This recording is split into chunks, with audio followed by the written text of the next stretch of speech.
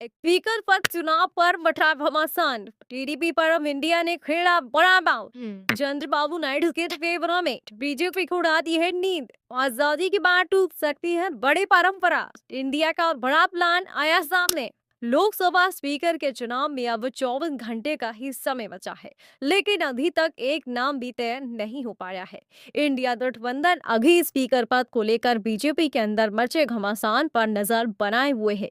BJP अपना speaker बनाने में पूरी ताकत लगाए हुए है, तो दूसरी तरफ एनडीए में इसे लेकर सहमति नहीं बन पा रही है। अभी तक टीडीपी की तरफ से बीजेपी के स्पीकर को मंजूरी नहीं दी रही है।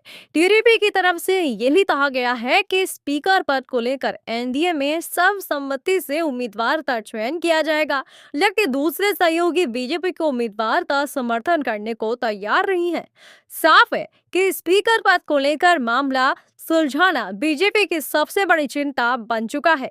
कांग्रेस सांसद राहुल गांधी ने एनडीए में स्पीकर पद को लेकर मचे घमासान को लेकर तंज कसते हुए कहा था कि मोदी की बस एक ही चिंता है, किसी तरह से उनका स्पीकर बन जाए। लेकिन जिस तरह से एनडीए के अंदर इस पद को लेकर पेच फंस गया है, उससे मामला उलझता दिखाई दे रहा है। दरअसल टीडीपी को बीजेपी की तरफ से अब डिप्टी स्पीकर पद का ऑफर दिया जा रहा है, तो इंडिया गठबंधन ने चेतावनी दे दी है कि अगर डिप्टी स्पीकर का पद कांग्रेस के खाते में नहीं गया तो इस बार संसद की परंपरा टूटेगी, और एक नहीं बल्कि दो परंपराएं टूटेंगी। दरअसल डिप्टी स्पीकर पोस्ट विपक्षी दल को दिए जाने की परंपरा है, और बीजेपी डिप्टी स्पीकर का पद अगर टीडीपी को देती है तो फिर ये परंपरा टूट जाएगी, क्योंकि टीडीपी बीजेपी के साथ सत्ता में है। और इसे लेकर इंडिया ने भी साफ कर दिया है कि अगर कांग्रेस का डिप्टी स्पीकर नहीं बना तो इंडिया भी स्पीकर पद पर अपना उम्मीदवार उतारेगा।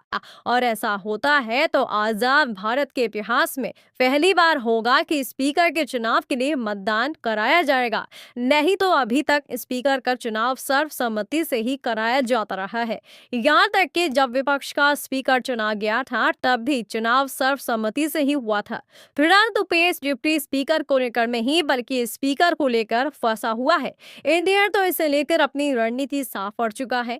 टीडीपी और जेडीयू को लेकर भी उसने खुला प्रस्ताव दे दिया है। इंडिया की तरफ से कहा गया कि अगर टीडीपी और जेडीयू जो एनडीए के दूसरे और तीसरे सबसे बड़े घटक दल हैं और परंपरा के अनुसार स्पीकर पद को लेकर उनकी ही दावेदारी बनती है, अगर इन दलों की तरफ से स्पीकर पद के लिए उम्मीदवार आता है तो इंडिया उसका समर्थन करेगा, भले ही उसे बीजेपी का समर्थन मिले या नहीं मिले।